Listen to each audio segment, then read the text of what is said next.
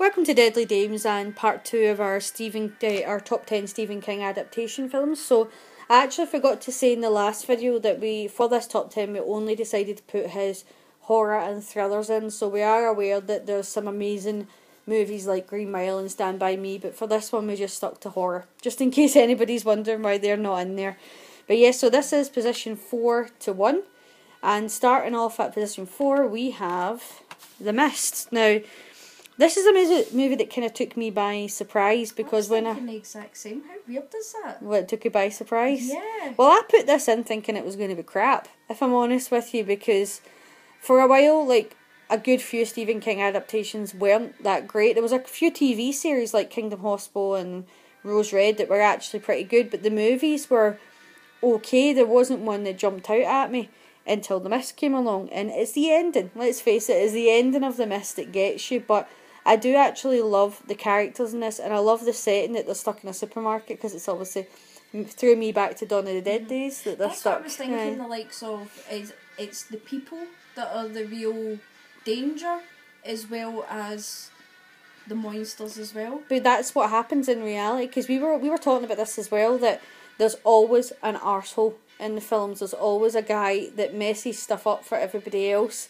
So we recently watched Train to Busan. Have you seen that yet? No. No, it's amazing, but there's an arsehole in that too. I'll need to Because steal it from you. you'll steal it from me. But there's always somebody in it that's so self-absorbed and caring about themselves so much that they actually end up killing other people. And it's obviously the woman that's like the religious woman in The Mist that's like this in this one. But in situations where obviously it's life or death, you always get somebody that's like that. And she plays that part so well in The Mist, because she's just the proper mix of thinking she's right but also complete psycho, and it just works really well in the movie. But it's the end of this film, so you don't really, although the monsters are part of the film, they're not like a main character. It is the actual actors and the characters that you're rooting for. And I love The Mist. Actually, I think I'm going to put The Mist on after this and watch it, because it's been a while since I've watched it. I've actually not watched the black and white version yet, so I might put it on and see what it's like. But yeah, love The Mist, love the end of it, and it's a movie that took me by surprise, and I just thought it deserved to be on the top 10 list. So moving on, we're going to The Shining. So it's obviously well publicised that Stephen King does not like Stanley Kubrick's edition of The Shining.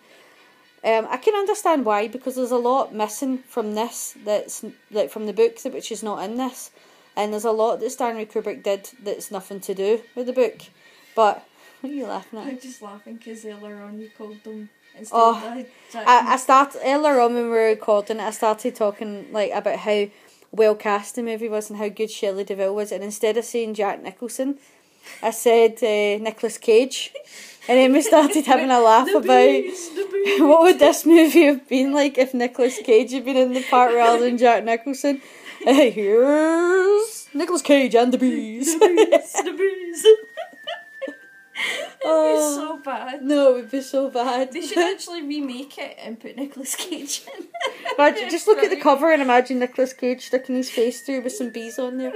But and a skull mask, because he's also Ghost Rider. Ghost riding with some bees and an axe. To the Overlook Hotel. Yeah, so that's why she's laughing at me, because when we did this earlier I said Nicolas Cage instead of Jack Nicholson. They're easily confused. Obviously easily confused. Both Oscar winning actors right there. But yeah, I think this is a movie that if it was cast wrong wouldn't have worked. But I think even though poor Shelley Duvall had an absolute horrible time, thanks to Stanley Kubrick during the making of this movie, she's perfect in that role of Wendy, and he's absolutely amazing. Jack Nicholson, you can't fault him in this film. And I think Stanley Kubrick was probably the right person for the style, the way this movie was done. I like that the movie leaves a lot to your imagination, because you see little snippets of stuff, like the crazy bunny people in the room, which you kind of know are up to naughty good. I nearly said no good, to naughty good. But they don't show you enough to tell you exactly what's happening. They just show you just enough for your imagination to take over. And if your imagination's like our imagination, it went to dark. Nicolas Cage, please.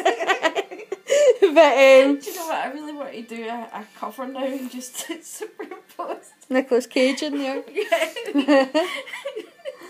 But and then it would shoot from position 3 to number 1 if that was the case. But please don't ever remake this with Nicolas Cage in there. Oh, that'd just be Wicker Man all over Man. again. Yeah, that's what I was thinking. Moving on to position 2, we have the amazing Carrie, which is quite similar to The Shining in the fact that if this was the wrong director and the wrong cast, this movie would not have worked. As a remake Proved, yeah. I mean, as much as I love Julianne Moore, the remake was awful. It was not good at all. You didn't believe in the characters. You didn't feel sorry for Carrie, whereas Sissy Spacek, and I think the reason why she's perfectly cast as her is, and I know obviously she's different from how Carrie's portrayed in the book, but the reason why she's perfect is because she's an unusual looking woman, Sissy Spacek. Really sweet.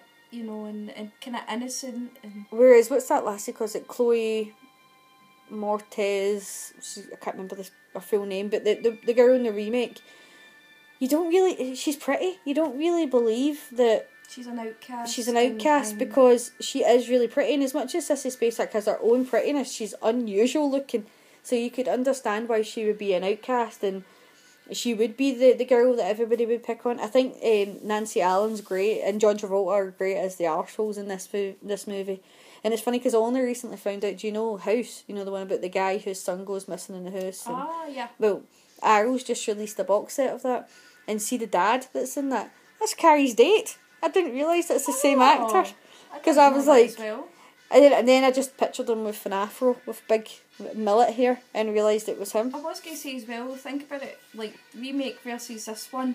In this one, you just want to hug Carrie and tell her everything's going to be okay and you want to be her friend. Well, in the new one, you just think, you're pretty, what are you doing? No. There's no way you'd be that type of character. Maybe the new one would have worked if they had recast who was playing Carrie, and I do like an actress that's not. I do actually like that actress though. She's good. She's good in other things, but she just wasn't Carrie.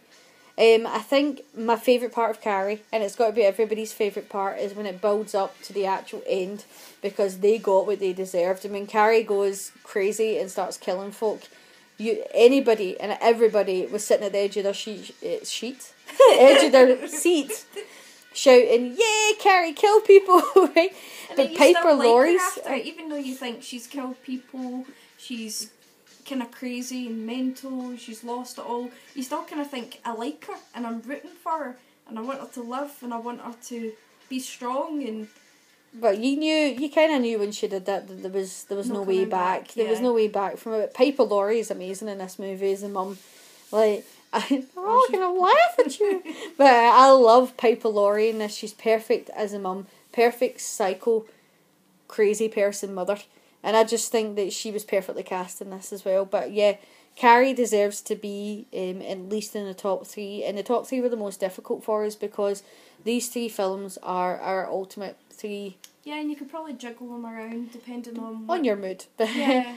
The reason why we went for this particular movie in the top spot is because we are the Deadly Dames. And she is the deadliest dame. And that is Misery. So Kathy Bates in this movie, like, perfect casting. Talk about perfect casting. I love James Caan in it as well, but Kathy Bates, I think I just said Pates instead of Bates, but you dirty birdie. Obviously there's aspects of this movie that was done differently from the book as well, like in this, and it's the scene where she cracks his ankles. You know what's coming as well, because the build up to it, because you see her putting the block between his legs and you see the mallet coming up and you're just sitting there going, please don't. Because you know how in movies where they build up to scenes that you're thinking, oh, don't pull the tooth out, or don't do that, or don't, and then it doesn't happen because they build up and then it doesn't they don't actually do it. Happens, like, think about some of the kind of torture, like Saw and things like that. You kind of think it's just blood, it's just guts, but you actually literally feel as if you're there with them, and it's terrifying, and just the look of it and the feel of it and the atmosphere. But in the book, she obviously chops his feet off, but I don't think it would have worked in the movie. I think it is better the way she does it, because they could show it for one. Like, I know they would show it now because also Saw broke every rule with what you could show in a movie. But she's perfect. I mean, she's the perfect mix of obsessed and psycho. And it's just, she's brilliant in this movie, absolutely brilliant. And everything in it just works from beginning to end. And it was funny, like in our 200 subscriber contest, I said the movie that started it all, and I said my ultimate villain, but I didn't say my deadly dame, and it is Kathy Bates in Misery, because she's just the perfect mix of obsessed and psycho. Scary. I think obsession is scary, and that's why she's so good in this part. She just plays it brilliantly. But anyway, let me stop talking about my love of Bates. But yeah, so that is our top 4 Stephen King adaptations. As I said previously, there's a lot of adaptations which are sci-fi or like its own list as exactly, well. like The Running Man, Shawshank Redemption, Green Mile, Stand By Me. There's so many movies that have come from Stephen King books that are just amazing. But we kind of stuck to our horror ones, and hopefully you agree with them. And if you don't, obviously leave some comments below and let us know your top 10, your favourites. You know we like talking about our movies. And as always, thank you for watching. Please like and subscribe and take care.